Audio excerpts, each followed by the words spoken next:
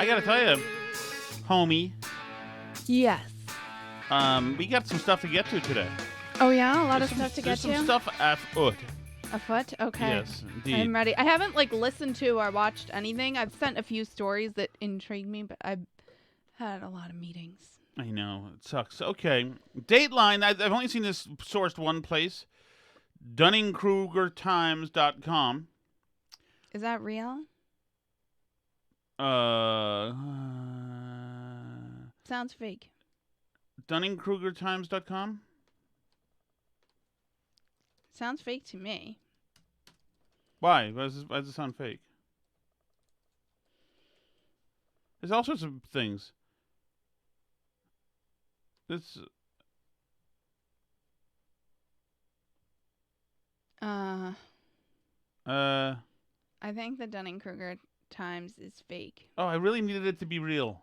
I think it's fake. Oh. Because the Dunning-Kruger effect is a type of cognitive bias. So Duh. I don't think that you would name your news outlet that if you were. Well, that's very unfortunate. It just said there was a thing that's saying Garth Brooks had to cancel his tour. Toby Keith? Garth Brooks. Oh, I thought, yeah. Anyway, no, I don't because think sales so. are down. Let me just see. Garth Brooks sales. We'll see. Let's see. Album sales beat Elvis Presley's record. That's 2015. Sales. Bud Light dethroned to support. Yeah, I don't think that's a thing. Yeah. Oh well. Single sourcing, right? Yeah, especially things named the Dunning-Kruger Times. I don't know, and neither did you know what that meant. I did know what that meant. Sure, I did. It's not a thing. You're a Dunning-Kruger Time. Okay, well, maybe sometimes we'll look into the sources a little bit before we report the Dunning-Kruger news Times on confirmed it for me. I'm burnbarrelpodcast.com. I'm confirming that as true. Garth Brooks has actually retired from the music business. But this is something that is happening, Allison. So, now we're hearing that you all aren't going to get any information on this investigation until later in the month. If the cocaine was found on a bag, doesn't it have fingerprints on it? And how long would it take to answer that? So she's talking to Rep. Fallon of Texas about Hunter's cocaine. Question. Yes. Weeks? Days? Hours? Half an hour? That's just, Martha, that's a great question because I asked several down in Texas. I asked some of our state troopers, Texas Rangers and sheriffs, those kind of people who do this for a living for decades. And they all said to me that on very porous surfaces like bags and envelopes, you'll be able to determine within an hour if there's fingerprints on it. Within an hour. By my math, we're 192 hours from the time it was discovered. And yet we don't know because if there was no fingerprints, they could have told us immediately. So I suspect there are fingerprints, and you can run it through a database. And this was found where high-level aides and staffers are. So most of them were fingerprinted at one time or another. So they very well may already know who it belongs to and aren't sharing it with us. And that's my greatest concern and worry. So there you go. Mm-hmm. And so what happens when the White House says, oh, yeah, the bag was destroyed because you guys made us investigate it, so it's inconclusive. We told you it would be. What happens? Nothing happens. Nothing happens? Well, I can tell you that half of this country starts to begin stages of melting down, saying this is absolute ridiculous. This dude, because this... I mean, they still haven't found the pipe bomb person from the January 6th terror attack. So, well, I mean, I don't have... And you would think that they would also be able to figure out, since they have the person on video planting the pipe bomb, supposedly. And people... You would think people would be upset about that, but they haven't, worked up any anger that way. Have they not?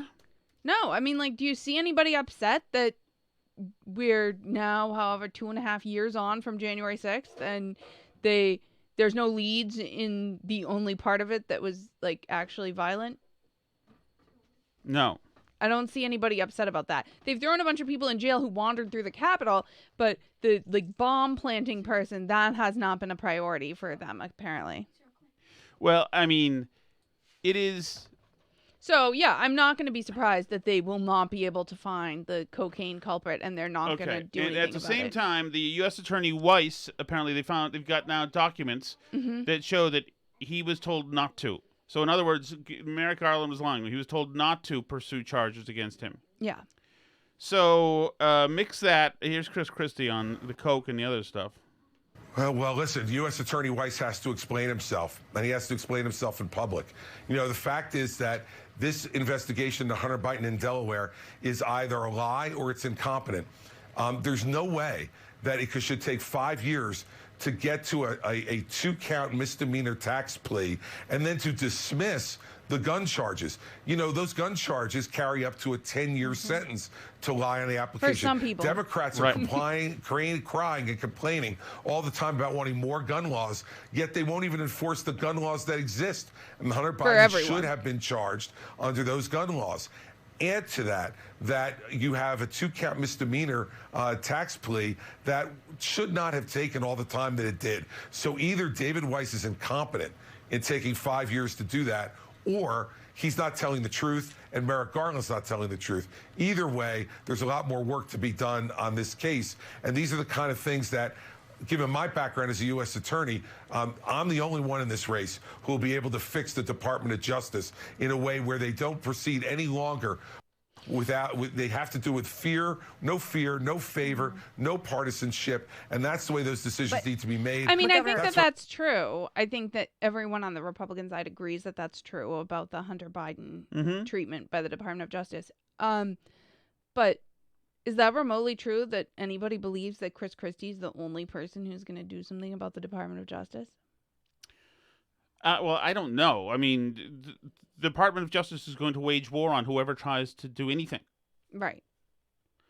But this is, once again, Department of Justice, here's the New York Post, jams up records request for Hunter Biden probe. Only begun initial review. Department of Justice moved Monday to prevent the release of internal communications on the investigation of Hunter Biden, saying that it has no obligation to turn over thousands of records before the first son's July 26th plea hearing. Government lawyers argued in an 18-page filing that they have only begun an initial review of the more than 2,500 pages of records for which they said are likely exempt from FOIA requests made by Conservative Heritage Foundation. DOJ added that federal officials must first handle requests for records regarding former President Donald Trump's conduct that predate the Hunter Biden demand. Oh. Conservatives, we got to take care of this Trump stuff first before we get to Hunter Biden. Conservatives are racing to find evidence that might prevent Delaware U.S. District Judge Mary Ellen Noriega from accepting the 53-year-old's no prison guilty plea to misdemeanor counts of willful failure to pay taxes. We're going to have a problemo in this country when these guys get treated with diplomatic immunity. Mm-hmm. It's going to be a problem. And I guess the people in politics on the left want there to be a problem because then they can play their insurrection BS again. But there is going to be a problem. You can't keep doing this. With now I'll cover up over the coke, cover up over the Hunter laptop stuff, the Joe Biden getting money. So it's like this is a crooked, corrupt family full of criminals. Right. And everybody sees it now. Mm-hmm. This never ends well. Yeah, and I mean, I don't know like what that portends for the 2024 election either. But you have to think that even if the Department of Justice doesn't do anything about this, that like the voters may do something about this potentially. Right. Well, maybe. So this is the Catherine Herridge thing. The IRS WB Shapley email, October 7th, 2022. Weiss stated that he is not the deciding person on whether charges are filed. I believe this to be a huge problem, inconsistent with DOJ public position and Merrick Garland's testimony. So this is on charging Hunter for any of the stuff they could have charged him on. And Weiss said it was out of his hands. Garland said it was in Weiss's hands. So one of the two is lying. Right. If not two of the two. Yeah, and we'll eventually find out who, presumably because Weiss is not going to want to take the fall for it, I would think. But eventually is something that half this country needs to be have some validation for. Right. Because it's always been eventually. It's always been eventually. Mm-hmm. Their side gets to do the Benghazi thing. They get to do the Fast and Furious thing. they get to do the Afghanistan and lie thing. And but people have a short attention span, and if they don't punish people in the ballot box, then what are you going to do? Do you know what I'm saying? Like, you have to rely on the voters to some extent at some point here. Don't you? Well, yes.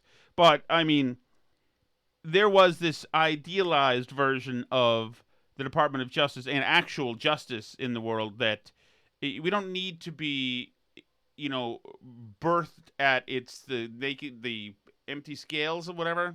Mm-hmm. But this needs to be moored in some kind of fairness, or else the country is going to rip apart. Well, yeah, I would say that that's true. People will be mad, but I also think that one of the things that happens is that people just get jaded and cynical, because there are plenty of countries where, people don't trust the Justice Department, people don't trust the police, people don't trust the government in general, writ large. Like, look at places, and they don't even have to be like third world, totally messed up countries, right? Look at places like Russia, which I would consider like the second world kind of, right? Mm-hmm. It's like in between. But like, people know that Putin is super corrupt. People know that like their Justice Department isn't fair. Like, and you just like, you get too used to it. You just shrug your shoulders and learn to live with the world operating that way. Yep, life's not fair. Like, that's just how it is. So, I mean, I don't know that it means there's necessarily going to be like an open revolt, much less, I mean, like, I don't know if it means people will vote out Biden even, which is disappointing about people, but they have low standards. So, it's not necessarily a guarantee of anything happening. I mean, the Justice Department certainly isn't going to do anything about Hunter. I would not be surprised if they can't figure out who left the cocaine, but that stuff just serves to make people more jaded and cynical and give people less faith in the system in general. So, well, yeah, add to that the fact that Biden is over there and with the King of England right. in a huge ornate Windsor Palace. Well, John Kerry gives a talk about, these are all very rich men in an ornate castle.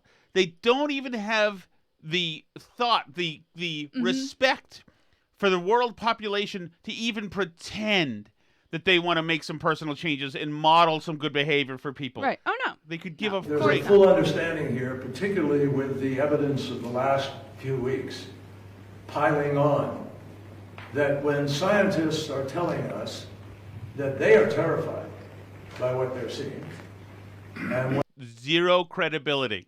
Right. They've been terrified by what they've been seeing and modeling for 30 or 40 years. Scientists tell us. Scientist has no credibility anymore.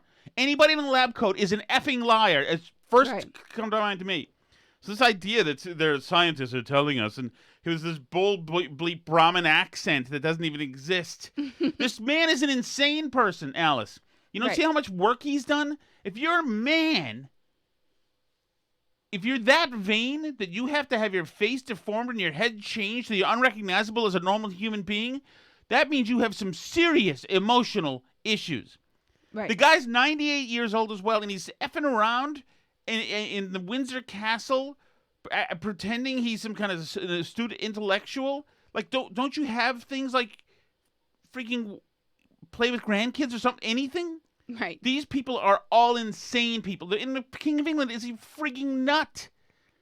Yeah, I mean, what do you expect? When we hear those same scientists telling us that we are in uncharted territory, this group has come together to try to figure out, okay, how do we deploy the funds necessary to invest to create... What a blowhard, nothing saying piece.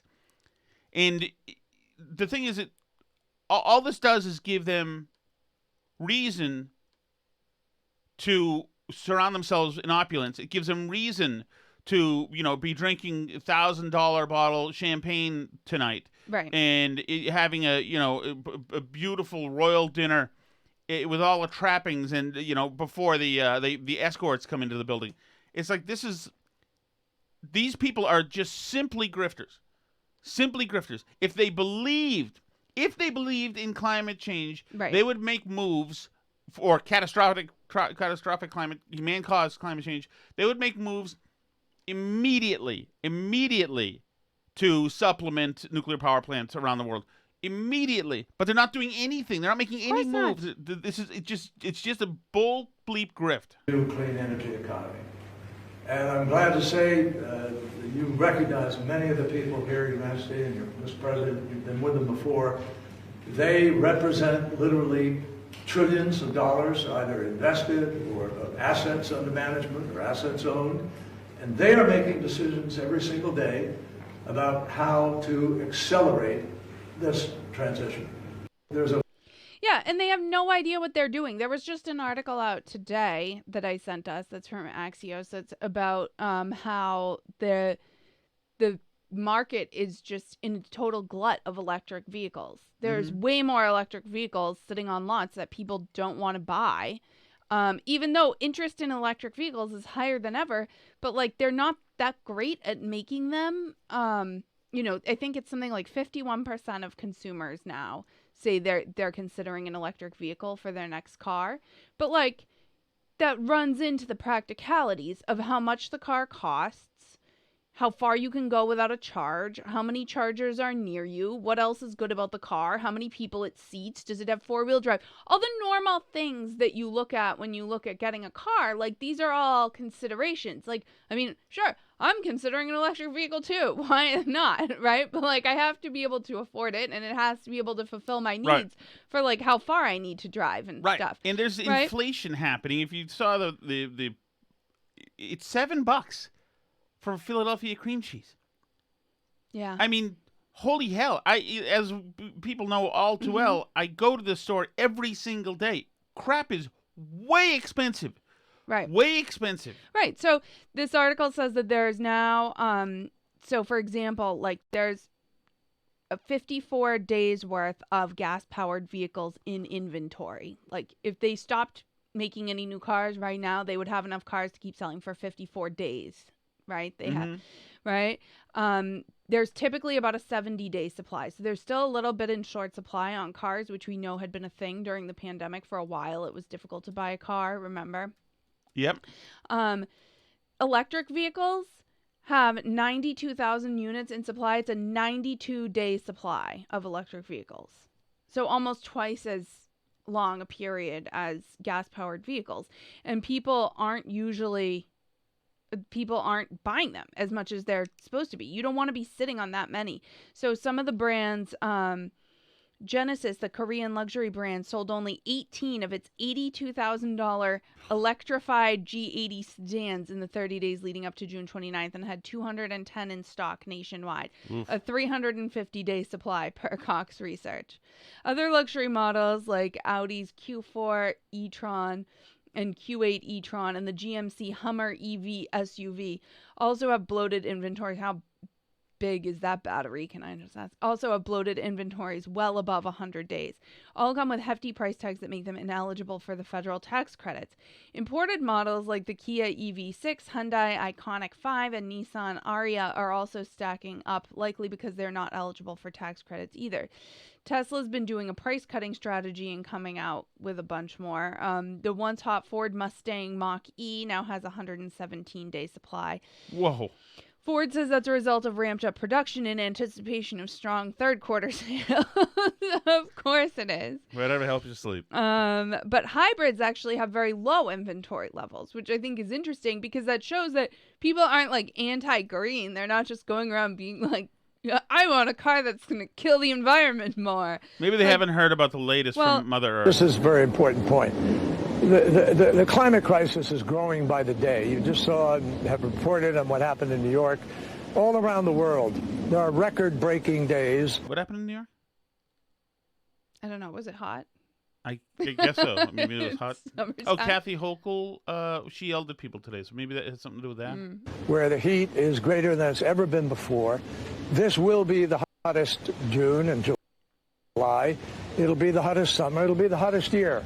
And we all know that because the science is telling it to us and because Mother Earth is responding by telling us exactly what's going on. What a half-assed, speaking of used the great card Mother killer Gaia is communicating with us about it. Yeah, but I mean, like, it's not, the thing is it's like people don't really care one way or the other if their car helps or hurts the environment. They mostly need it to get places. And I would say that if you make a good product, like, I mean, obviously Prius people are super annoying, but people like Priuses and like hybrids because it saves them a lot of money on gas and they can go where they want to go. And, you know, the fact that it's beneficial to the environment is sort of a side note for a lot of the people buying them, isn't it? But what they've done is the same thing with the COVID people is that they've said we've got to coerce people into movement. We've got to manipulate people into moving in our direction. So like we said yesterday, that's why they're tying everything to climate change. This is climate change. This is climate change. This is climate change. This is climate. Everything is climate change. And no matter where you go, if you think you can hide, if your issue is something else, no matter what, it's climate change. Lots of parts of the world are exacerbating the problem right now. But when you have bombs going off and you have damage to septic tanks or to power centers, etc., you have an enormous release of greenhouse gas, of methane, of all of the family of greenhouse gases. They didn't workshop this one a little bit more? Guys, make what's the leveling of every city in Ukraine a climate issue. Then people will really be invested. And if this is true, well, then why aren't we going to the table and talking, having Zelensky and Putin have a little chat about something? I mean, it's existential for the human race, but I guess it's more important that we... Right.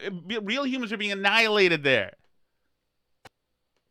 And the result is it's adding to the problem. I'm not, believe me, that's the fight in Ukraine is a fight that we have to make, that the world has to make. The values at stake are enormously important to all of us.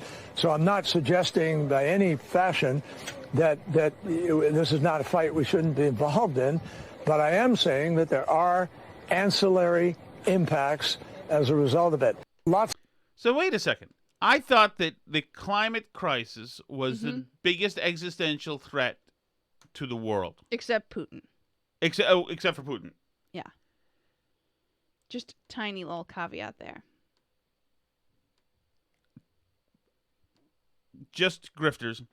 Just grifters. And they don't have, progressivism is nutty and upside down and twisted and weird. So they don't have, they've had to do these contracts. You heard him talk about the scientists. Well, here's the scientists now have convinced 40% of Brown University students that they are not straight, as the LGBT plus population triples in 13 years and is now 5 times the national average.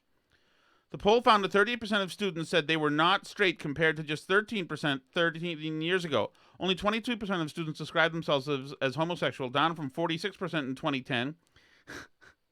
In other words, playing effing around for decades now.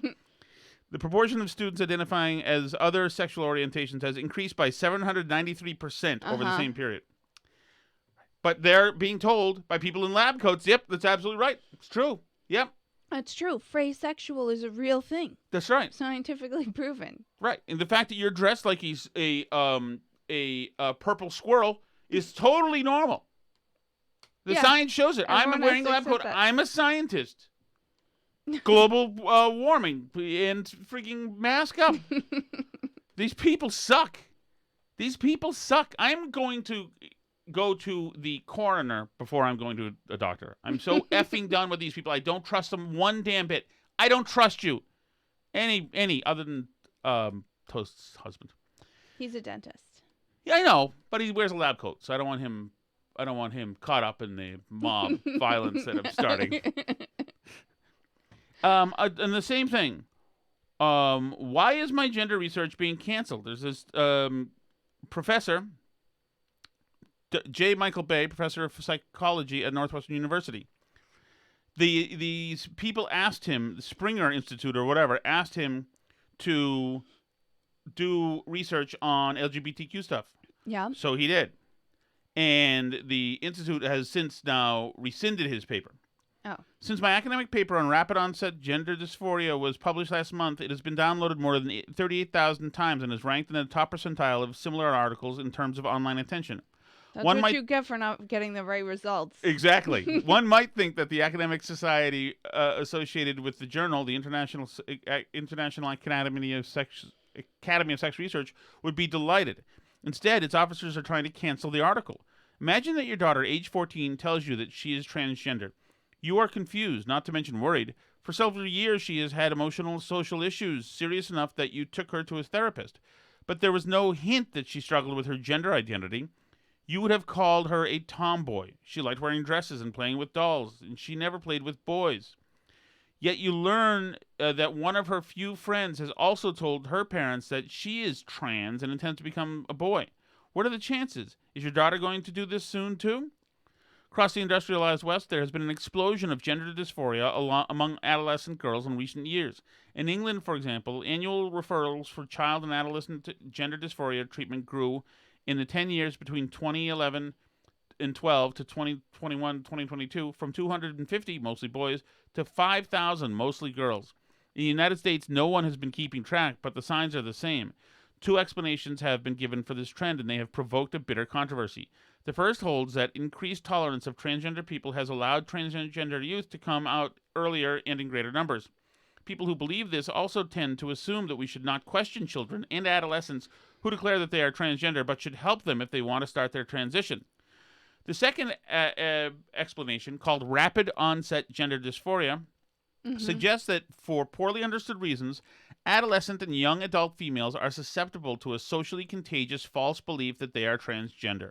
No. Adolescents susceptible to socially contagious beliefs? Believe it or not, especially susceptible are girls with pre-existing emotional problems who have been exposed to the ideas that transgender people are common, and that an underlying and unrecognized transgender identity can cause emotional problems only curable by gender transition. The idea of this phenomenon, the phenomenon that inspired the hypothesis, is quite recent. The first peer-reviewed empirical article was published in 2018 and attempted to determine whether gender dysphoric youth with an ROGD profile, that's these people, existed according to parent informants. They certainly did. The article provoked a firestorm of criticism and an unprecedented and shameful demand by the journal, PLOS ONE, that the author, Lisa Lippman, revise the paper to mollify its critics. Shortly after Lippman's paper was published, polemical critiques of ROGD began appearing in academic journals. There have also been a few unsuccessful attempts to refute her thing with data. Yet none of those pieces provoked attempts to get them canceled or retracted. Those who find ROGD a legitimate explanation want more information and discussion, not less. So, it is what we thought it was. Right. The grifters are who we thought they were. The Bidens are who we thought they were. Of course. These are all grifts. Do you like the article that was out today about Biden, too? They've discovered that he has a bad temper and yells at people. And he's actually just like an angry, dementia-addled old man who's yelling at staffers. Right. That was an Axios hit on Biden. And, well, I think, yeah. Well, but I don't think they... That article didn't blame it on a decline, though, did it? No, they didn't blame it on a decline. No, decline. they were saying that's old Joe. He's always been like that. That was kind of saved his bacon. They were like, it's kind of endearing. Like, people, you know, you're not really in the club until he yells at you. Right. Which is like, that's one way of putting it, I guess. I mean, it almost feels like they're trying to get ahead of more stories like this that are going to start coming out because he is a angry, dementia-addled old person. Yeah, I think that's... Because I think when a lot of people get dementia, they do get mad at people a lot. Canadian teacher Alice is sacked when they found that she was doing an OnlyFans. They say she was 25. Maybe she's 35. Should a teacher be sacked for having OnlyFans? Yes. Freaking why?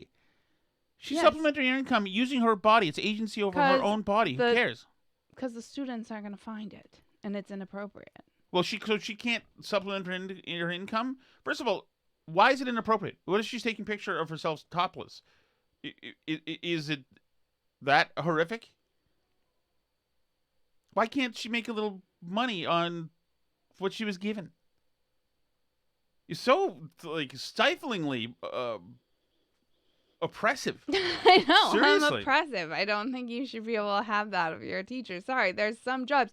If you work with kids, you can't have that out there. Yeah, but she's not doing it with the kids. It's her No, side I gig. know, but do you think kids don't have the internet and are going to find out that she has that and they're going to look it up and now they've seen naked pictures of their teacher? It's not appropriate. Well, then monitor your kids. Well, I mean, is that what you say about what age was she teaching, first of all? Young, little kids. Yeah. So, I mean, you just feel like this because she's a girl. Canadian special needs teacher has been fired from her job after the school OnlyFans account.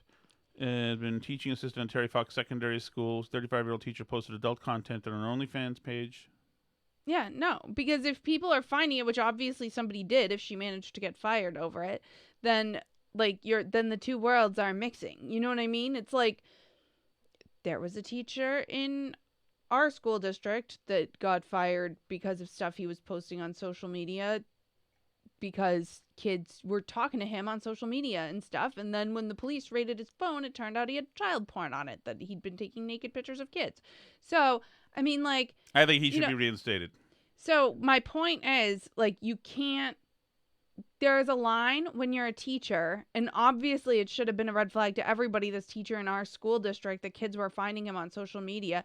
When our daughter told me that there was a teacher that some of the kids found one of his social media accounts, I was like, that's totally inappropriate. He should delete his account. Like, just his regular social media account, not one where he's posting porn. But, like, do you see what I'm saying? The problem is, like, you can't be discoverable as that if you want to teach kids. That's just a thing. All right, now I'll run something else past you, okay? Okay. Then my business here is done today, and I'll pass the baton to you. Okay.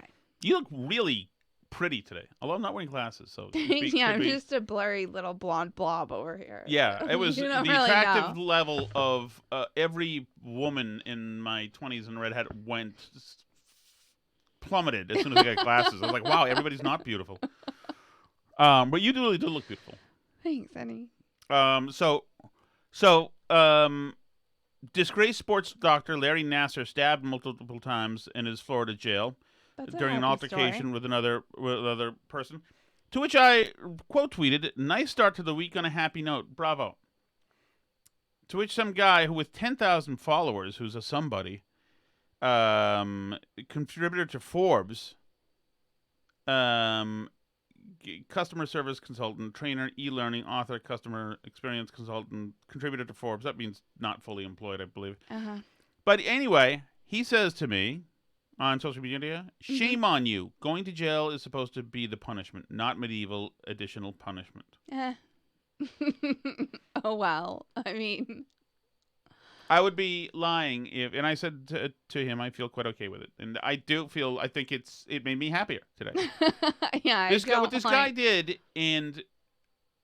to damage, and hundreds, maybe like thousands of young women, and traumatize these girls. This monster. Mm-hmm. I do not believe that he should be breathing air anymore. I think that he's a goddamn monster, and I'm not a feminist or anything, but you know, and I'm also not a victim of anything bad like this or anything in my life. This year is the first year I ever experienced like anxiety, and that was tough. I can't imagine how damaged these girls are. I can't imagine their day-to-day. I can't imagine what's triggering them when they go to make a piece of toast or something, the things that could trigger them and put them in a space of panic, etc. He's damaged these girls. He's damaged the friends of these girls, the families of these girls. Right. You know, what he did, because he's a sick monster, is going to damage the kids of these girls or affect them some way. I mean, I'm sure they're getting the counseling, etc. But that guy is... And by the way, Mika Solomon, the guy who said shame on you, F you, shame on you. Yeah. Shame on you to try to, show a moral superiority here over this piece of crap. This guy was a punisher who meted out punishment to defenseless, helpless kids in a brutal way. He was happy to do it. and I hope that it happens to him. I hope they kill him, and I hope it takes a long GD time, and I hope he's begging for mercy, and I hope it sucks for him. Yeah. Yeah, I don't. That's actually one of the only things I disagreed with Tucker on from his interview with Russell Brand. He said he's against the death penalty, and like, I can't work up being upset about the death penalty. Like, I don't want it used in any case where there's like any question of guilt, obviously, right? Oh, of course, right. Like, but like the marathon bomber, there's no serious question if the marathon bomber guy did it. Right. Or like this guy that for kicks stabbed these 4 college kids. Yes. For no reason whatsoever because he's just a psycho. Like, yep. There's nobody wonders if it's him or someone else. It's fine to kill him as far as I'm concerned. And like, and I understand it costs more than putting people up in jail for the rest of their lives because we have to have the checks and balances to make sure that we don't like kill innocent people or whatever. I get that. But you know, it's totally fine with me, some of these people, like, to death penalty them. I'm good with it. And, like, by the way, they sit here and tell me that, like, there's no possible way it's, like, humane, like, the lethal injection isn't humane enough or whatever. Right. First of all, some of these people, like, I don't really care if it hurts them when they die or whatever, like just some of the things that they did. But like in addition to that, I don't understand how that argument can be true when like countries are making a huge deal out of like this medical assistance and dying stuff. Like you're giving people who want to drugs to kill themselves that are supposedly painless and easy. Like, obviously you can do it for criminals if you feel like it, right? Of course. Like, it's not that hard. Do you remember when they didn't execute people for a while because they were like, we have a shortage of the drugs to execute people? Yeah, please. I was like, I don't understand. I can whip something up if you need it. I know. Like, I don't understand. How hard is this? Okay, I'll say yield the floor to you. Oh, you're done with your topics? I'm done with my topics. For the day. Let me see if there was anything else we didn't get to. Oh, there's been a lot of stuff about the presidential race, about fundraising. Once again, the Republican Party is idiots, and they are you can get onto the debate stage by like having a certain number of donors. Like, so do you remember how Andrew Yang did that? Like, he needed a certain number of donors, so he had a bunch of people donate $1. Yes, absolutely. To his campaign. So did you see what Doug Burgum is doing? Your buddy there who's never told a lie? Like my buddy hasn't lied. He's never lied. Do you see what he's doing to get a bunch of $1 donors? I endorse this. If you donate $1 to Doug Burgum, he's going to mail you a $20 like Visa or MasterCard gift card. Well, for So all you have to do is go to his website and donate $1 and you can get $20. And he's framing it not as I'm trying to get on the debate stage like Andrew Yang did. He's framing it as because of Bidenomics, things are hard for the American be doing this. people. We will be, Alice, how many kids do we have? All of them are going to be donating to Yes, Doug Burgum. we'll be getting $120. Is that 2 times 6? We each donate $1. Okay. And then he mails us the gift card. Yeah, he's mailing me, you, and our 4 kids. This is why we have kids. Can this one donate yet? Yes, he can, as a matter of fact. People are hurting because of Bidenflation, Doug Burgum tweeted. And giving Biden economic relief cards is a way to help 50,000 people until we get in office and fix this crazy economy for everyone. Get yours here. Man wouldn't lie. Doesn't lie. He doesn't lie. So he is the first 50,000 people to donate $1. You get a gift card. Which nice. I think is, I mean, it's especially just blatant, but let's see. Then on the website it says, the burden on American families caused by the Democrats is unruly, and Joe Biden is doing nothing to fix it. We want to help, so we're offering you a $20 gift card. All you have to do is contribute $1 to claim it. Rush in a donation below. So, I mean, I would assume, I don't know how long it's going to take them to get to 50,000 people. Like, seems like it would go fast, wouldn't it? Yes. But isn't that going to be kind of a costly program? Yes. Them? Like, that's $1 million, right? Am I wrong? Bergman don't Don't sweat it. Don't sweat I it. mean, okay. You want to do the hot sauce? There was one more thing I wanted to get to, which is that diversity, equity, and inclusion is coming for the gay community now. What? Yeah. There's this gay nude resort in Key West. Apparently. No, not there. It's a clothing optional Florida resort catering to gay and bisexual men. Mm-hmm. Where they do like let women come there, but the clothing optional areas are supposed to be men only. Okay, yeah, and they don't like, want to see the disgusting female anatomy. Yeah, I don't blame them. You know, so yep. But they do, and this woman, Amita Chaudhry, she is suing them. She's a member of a 38-year-old cisgender woman who identifies as part of the LGBTQ plus community. How is she part of the community if she's 38 and cisgender? I assume, a lesbian. Or bisexual. What is her name again? Amita. Amita. Chaudhry. Chaudhry. Oh, she's a doctor. She filed a complaint against Key West Island House Resort, claiming she wasn't allowed to rent a room because she doesn't identify as male. Island House attorneys dispute that, saying that she attended a 2022 Pride party at the resort and was disruptive, that she left flyers around the resort saying it discriminated against women, and then told staff she planned to sue the resort. She later returned to the property and asked to rent a room, but was told the resort was fully booked. Both Island House and New Orleans House that she's suing have areas open to women but restrict clothing optional areas to men. They also allow female guests to stay at an adjacent guest house and utilize a nearby gym. But a judge has now ruled that they have to open all areas to women, according to a June 30 ruling from a judge on the Florida Commission on Human Relations, reported by Metro Weekly. So they are going to have to allow her and anyone else now to be in their gay men's only naked space. I cannot tell you if she is somebody who should be allowed in that club or not. You can't tell? I can't tell you affirmatively. Unfortunately. Yeah, I cannot tell. So, you know what? Give the gay guys their spaces. Yeah, I mean, leave them alone, okay? I don't understand why you need to be at the gay men's naked space. Yeah, they don't want to see your stuff, okay? It's not what they're into, okay? It's fine. People do their thing, okay? I guess she missed out that the thing she has to do is just say she's a man.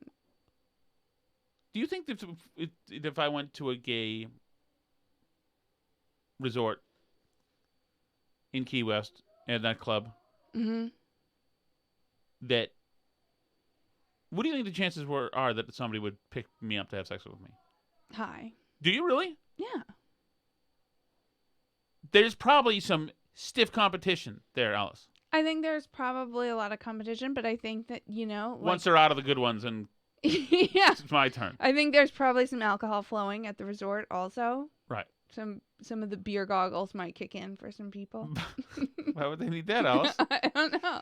So maybe some of them need glasses and haven't gotten them yet. I don't know. If it's a resort full of naked 26-year-old co-ed chicks who are straight, what are my chances there? Lower. Yes, I know they're lower, but I want a number. 26-year-old naked co-eds. Right. Female co-eds. Female co-eds. Yeah. I don't think you have a high chance of hooking up there. I don't think I assume they didn't have a high chance. I assume. I notice the looks I don't get, Alice. I don't know. 10%? And what would be the profile of that person? Obliterated? Yeah, bro. Their blood alcohol level would be very high. And emotionally scarred. Probably. So are you. Yeah. Alice, don't say that. Jesus. I'm just kidding. Okay, anything else? Now that you've dragged this show into the gutter? You're having a very attractive day today. Thank you. You're welcome. Thank you. We're having some problems with the cameras freezing today for some reason. Oh. But would you like to move this show along at all? There you go. Now you're unfrozen. You really look cute today, so I'm sorry. I have to also do technical stuff while I bring up topics too. That's okay. It's okay. We've gone quite a while. I think we should do the Chelsea Fire. Maybe we should move on to the Chelsea Fire Wicked Hotline chat. Brought to us, of course, by Chelsea Fire Wicked. You know what, Alice? Your Chelsea Fire Wicked Hot. Thank you. You're welcome. That's very nice of you to say. My pleasure. May try to plant one on you later. That's nice. Thoughts? Okay. Right now, well, forget it. That's nice. What happened to you? Okay. Are you ready? I'm ready. So yeah, since I stopped drinking bud, since all the hoobla with the Dylan Mulvaney thing, yeah. I switched over to Miller Lite, and then there was a thing with them, and I was just like, oh my gosh, do you not know your audience whatsoever? No. But I went from them to Pabst Blue Ribbon. Delicious, real smooth.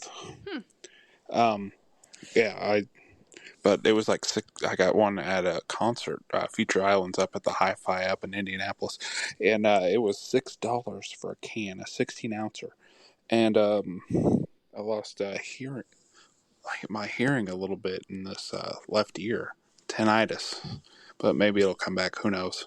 Anyway, RFK Jr., ex-president. I give a nod to Pabst Blue Ribbon. I think it's fine. I like it just fine. I like Rolling Rock just fine. I like I'm a Narragansett guy, but I like Modelo, which is now overcome Bud Light. I mean, I like beer a lot. I'm trying not to drink it at all anymore because beer likes to become fat on me immediately, as your daughter has noticed.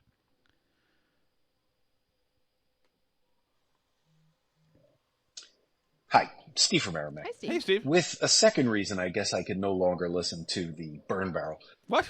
What's up with all the hibernophobia? What's up with the Irish hate? Well, you English pig. He's not Here a I nice am, person. innocently phoning in baby name suggestions. I know. And I come up with a cute name. I know. That is a two-syllable, matching the two-syllable first name, matching the two-syllable last name.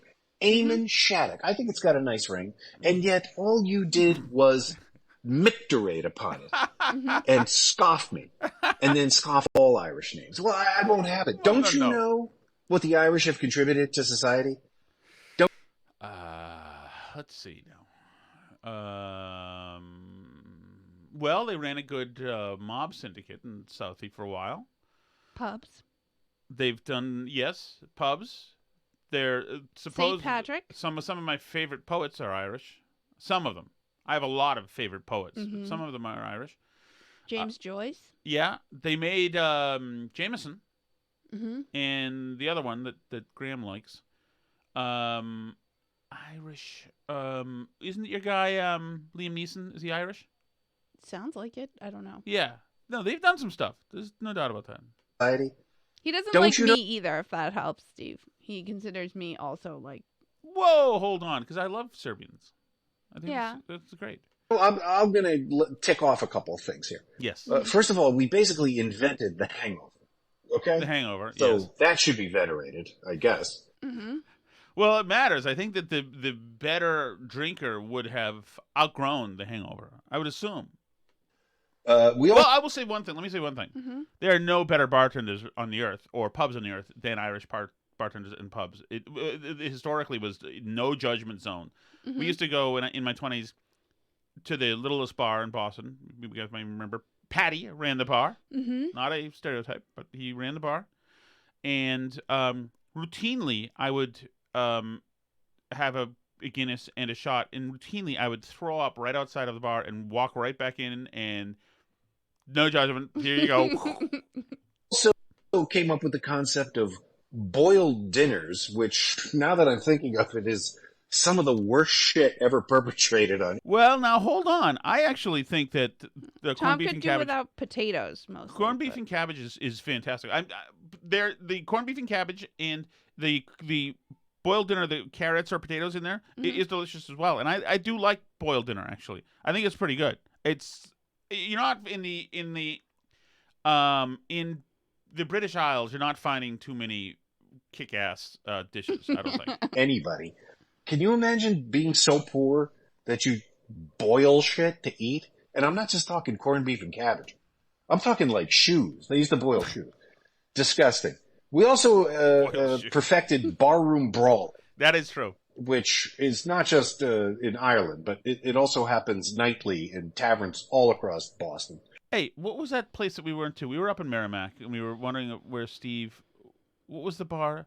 Wasn't the Crow's Nest? Wasn't the Crow... What's it called? The Coop? The Coop or the Barn? What's that place that he said? We were up in your area, Steve. And come to think of it, we also basically, along with Yasser Arafat, invented modern terrorism. So now I'm thinking the Irish are pretty awful. And my last name is also Welsh. So I think I'm just going to say I'm Welsh going forward. As Ron Ziegler, Nixon's press secretary, once said, that please disregard this message. It's no longer operative. Thank you. Thank you, Steve. No, well, so I was Irish adjacent a lot in my 20s, in my early 20s, etc. Mm-hmm. As a matter of fact, there's this time that this I worked next to this girl at the front desk. I don't know what her name is anymore, but she had stark raven dark hair, mm-hmm.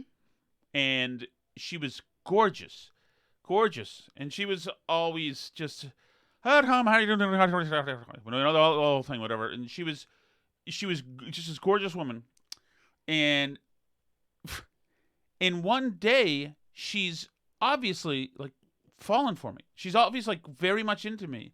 She asked me if I'm going to some party, and she's like looking like doe eyes at me. I'm like, holy, am I being set up here? What is happening here? Is my time coming finally? And so I went to this big house party and where she was, and she kept trying to come with me to find a corner, essentially. Mm-hmm. And I'm like, this is great. This is like legitimately one of the most beautiful women I've ever seen. And she's like, for some reason, I don't know what, but she was very much into me. And this little dude she was from Ireland, he was from Ireland, kept following us and, blocking me, and kept interjecting himself. And she'd say like, Porrig, can you leave us alone, whatever. And he wouldn't stop. He wouldn't leave us alone. And I was like, okay, do you mind if I just talk with her for a second? He goes, no, I'll stand right here over there to make sure. Like, man, come on, dude. And this dude was just like on me, and she was like, eventually said, sorry, Tom, I don't know, it's going to be hard to get away from him. He's obviously very into me, etc. The dude was obviously in love with her. She had a thing for me. And I had this with both Irish women with little dudes who love them in the 90s. And I'm like, oh my God, this is ridiculous. So finally I say, screw it. I go and I leave the party. So her dude departs and my best friend hooks up with her. Oh my gosh. Do I know this best friend? You do. He's very tall. He's a jerk. Oh, okay. Yes. And so now I'm mad at him too. He's Italian. So they're out. Everybody's out. Mm-hmm.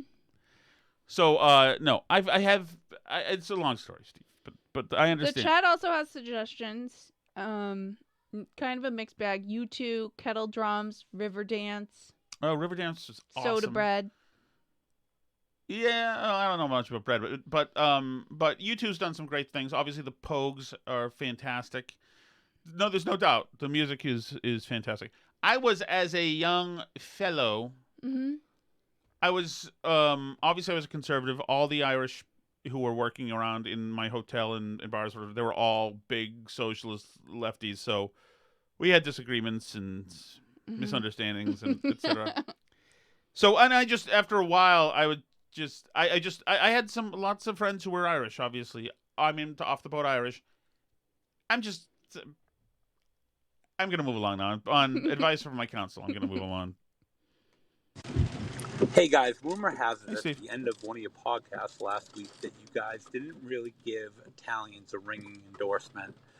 And me being Italian, I really hope that this is just a false narrative and that didn't happen. Yep. Because Tom, I know that if David Chase asked you to be part of the Bada Bing Club and the Sopranos, that you would absolutely have said yes.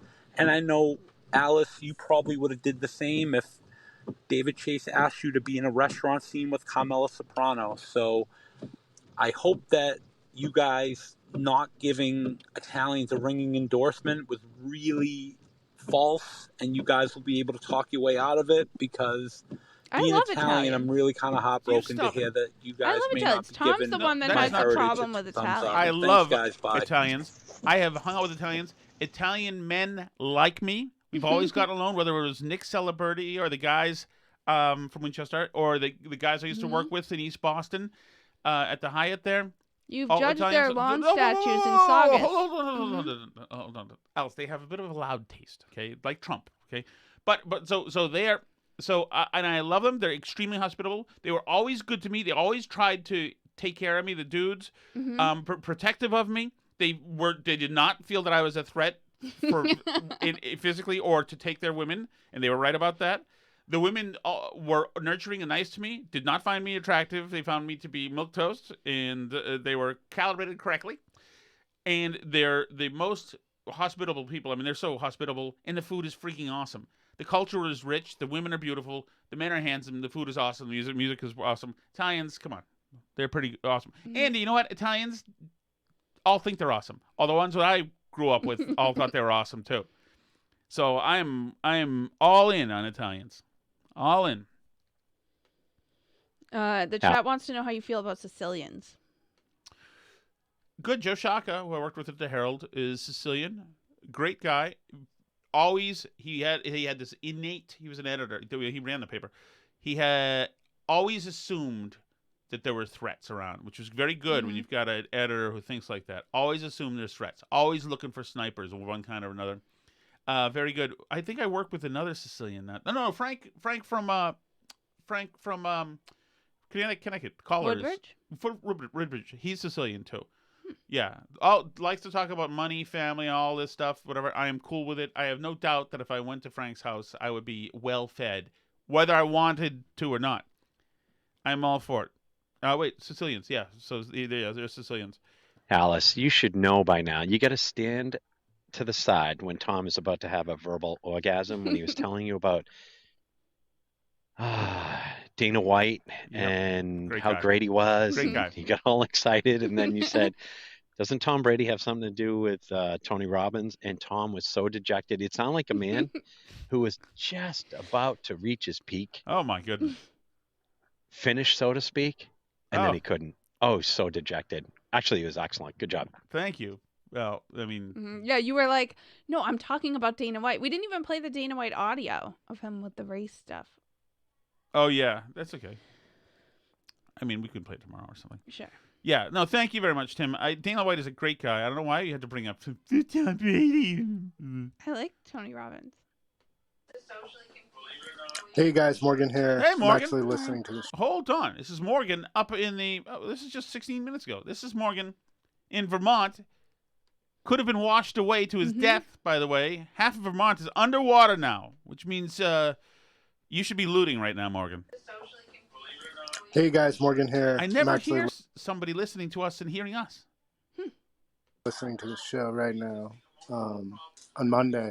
But I wanted to ask you, have you guys ever checked that taqueria out south of Hardwick? Yeah, let me know. Peace. South of Hardwick. Oh yeah, the taqueria. Is that the one that the one that's next to the Ford?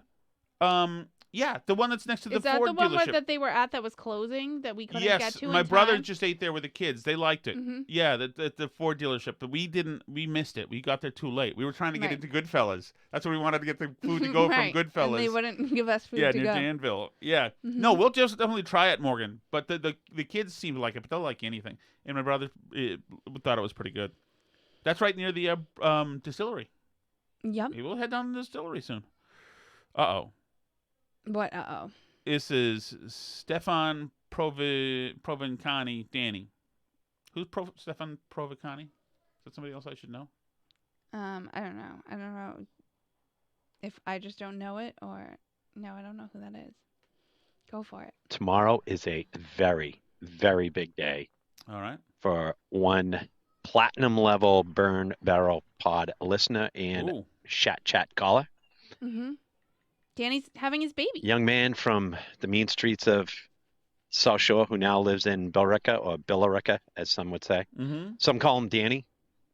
That's how I know him, but I also know him as my friend who is male but occasionally menstruates. Oh my goodness! Now this is just saying he has to his me. moments like last week. Whew. Anyway, he's home nesting. He's getting ready for tomorrow. He's not going to sleep all night. Danny, good luck. Godspeed. God bless. Make sure you throw a couple beers in that bag, the to-go bag, because God knows they're not going to pay attention to you tomorrow. Here, here. Good toast, Tim. I'm glad you shouted out Danny. Yeah, it's today, is it? I guess it's got to be. Well, he said tomorrow, right? He left the message 53 minutes ago. Well, I didn't know you looked along. You looked on with me. Sometimes I do. No, it just says an hour ago. Hi, Steve from Merrimack. Hi, Steve. I guess I've officially aged out of the Burn Barrel podcast. I mean, geez, I guess I'll go gently into that good night because a guy can't even get away with a family affair reference. It wasn't just for fear of the two hosts not knowing what the hell family affair was. Anyway, Tom claimed to know what it was. Question, I think I knew, didn't I? Mr. French was portrayed by Sebastian Cabot, and he was the butler to Brian Keith and the two children. Okay. And he died fat and alone at the age of 59. And I'm assuming that's what's going to happen to me too. Thank you. Me too. Well, there you go. I wasn't sure. By the way, somebody was knocking on our door a second ago, so we'll have to see exactly what that was. No. It wasn't quite on my radar. I just think it has to do with what was on my TV 38 or Channel 25 back then. But I probably spent those years watching mostly Star Blazers. I was a Star Blazers devotee for a long bit of time. Thank you so much for listening, everyone. If you want to join us in the live chat and listen to the show as a live stream, you can do that at patreon.com/burnbarrel. Of course, you can always listen to the show for free if you go to burnbarrelpodcast.com. There's links to all the different places to watch or listen video versions at YouTube or rumble.com, especially when we get banned from YouTube, which we do sometimes, and anywhere you like to listen to podcasts. I hope the Willie's store's okay. I hope the Willie's store is okay, too. C'est la vie.